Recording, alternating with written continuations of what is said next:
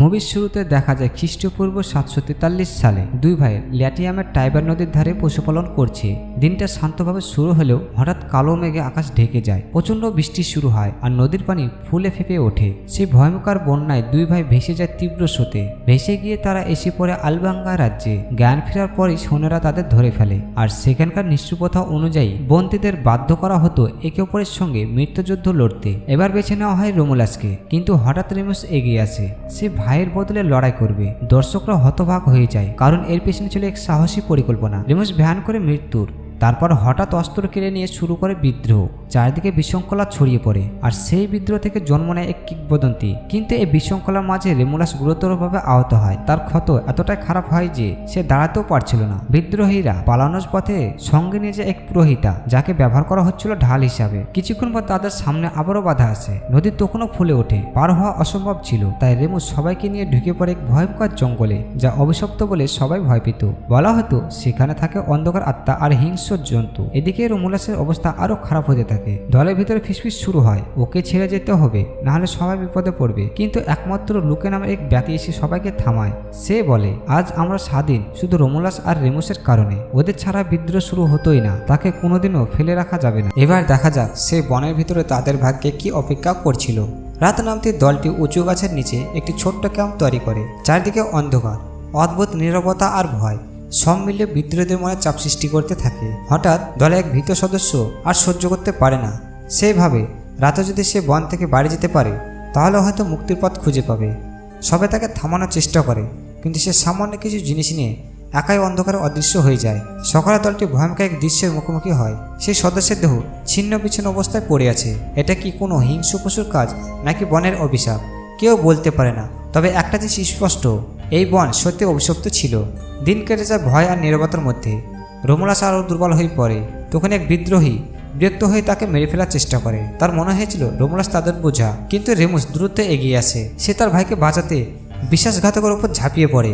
আঘাত করতে করতে তার মায়ের শেষ কথাগুলো মনে পড়ে। তার মা বলেছিল, যে কোনো মূল্যে তোমার ভাইকে রক্ষা করবে। আর সেই মুহূর্তেই সব কিছু বদলে যায়। রেমুস নিজের হাতে দলের নেতৃত্ব নিয়ে নেয় আর ঘোষণা করে বলে দেয়, এখন থেকে কেউ রোমুলাসকে স্পর্শ করতে পারবে না। আমার অনুমতি ছাড়া কোনো সিদ্ধান্ত নেওয়া হবে না। বিদ্রোহ এখন শুধু স্বাধীনতার জন্য নয়, এটা পরিবার আর বেঁচে থাকার লড়াই। কিছুদিনের পর রোমুলাসের অবস্থা আরও খারাপ হয়ে যায়। সবকিছু নিজের ঝুঁকের মধ্যে ফেলে এবং শিকারে বেরিয়ে যায়। এটা ছিল ভয়ঙ্কর সিদ্ধান্ত, কারণ এই অভিশপ্ত বনে একা শিকারে গিয়ে আর কেউ কখনো জীবিত ফেরেনি। কিন্তু ভোরবেলা হলেই সবাই স্তব্ধ হয়ে যায়। রেমুস ফিরে এসেছে। তার কাঁধে ঝুলছে এক বিশাল হরিণ। সে শুধু টিকে থাকেনি, সে বনকেও জয় করেছে। সেই মাংস সবাইকে ভাগ করে দেয় আর হরিণের হৃৎপিণ্ডটা তার ভাইকে দেয়। এই সাহস দেখে সাথে নামে পুরোহিতা রোমুলাসের ক্ষতের যত্ন নিতে শুরু করে।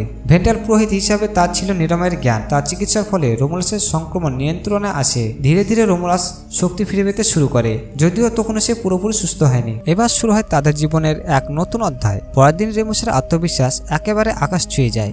সে নিজেকে রাজা ঘোষণা করে সবাইকে মনে করে দেয় যে, আমি না থাকলে তোমরা আজ বাঁচতেই পারতে না।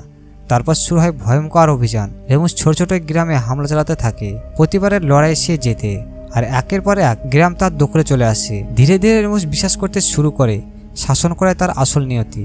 কিন্তু সাথে নামে পুরোহিতা সে অদ্ভুত কিছু লক্ষ্য করে। নদীর ধারে দাঁড়ানো রেমুসকে দেখে সে অনুভব করে এই শুধু একজন মানুষ নয়, তার ভেতর আছে অতি মানবীয় শক্তি, যেন দেবতা রক্ত বয়ে যাচ্ছে তার শিরায়। সেই রাতে গ্রামবাসীরা এক পবিত্র আচার শুরু করে, পূর্বপুরুষদের সম্মান জানানো আর মৃতদের আত্মাকে মুক্তি দেওয়ার অনুষ্ঠান। এই সময় সাথী এক ভয়ঙ্কর ভবিষ্যৎবাণী ঘোষণা করে। সে বলে, তোমাদের দুই ভাইয়ের একজন পৃথিবীর সর্বশ্রেষ্ঠ রাজ্য প্রতিষ্ঠা করবে, কিন্তু এর জন্য মূল্য দিতে হবে। একজন ভাইকে মরতে হবে এবং আত্মত্যাগ হিসাবে। এই কথা শুনে সবাই স্তব্ধ হয়ে যায়। রেমুস কেঁপে ওঠে। এদিকে বাড়তে থাকে উচ্চাকাঙ্ক্ষা, অন্যদিকে ভাইয়ের প্রতি অনুগত্য। সে ভয় পায়, আর এর মানে কি তাকে রোমুলাসকে হত্যা করতে হবে। কিন্তু রোমুলাসই তো তাদের মুক্তির নায়ক। মায়ের কাছে সে শপথ নিয়েছিল যে কোনো মূল্যে ভাইকে রক্ষা করবে। সন্দেহ বা আরো বিভ্রান্তি রেমুসকে হিংস্র করে তোলে। সে ভাবে সাথী ইচ্ছা করে তাকে উস্কে দিচ্ছে। তাই সে রাগে অন্ধ হয়ে রেমুস সাথীকে বেঁধে গভীর জঙ্গলে ফেলে আসে। পরের দিন যখন সে গ্রামে ফিরে আসে, সে অবাক হয়ে যায়। রোমুলাস পুরোপুরি সেরে উঠেছে। এটা যেন এক অলৌকিক ঘটনা।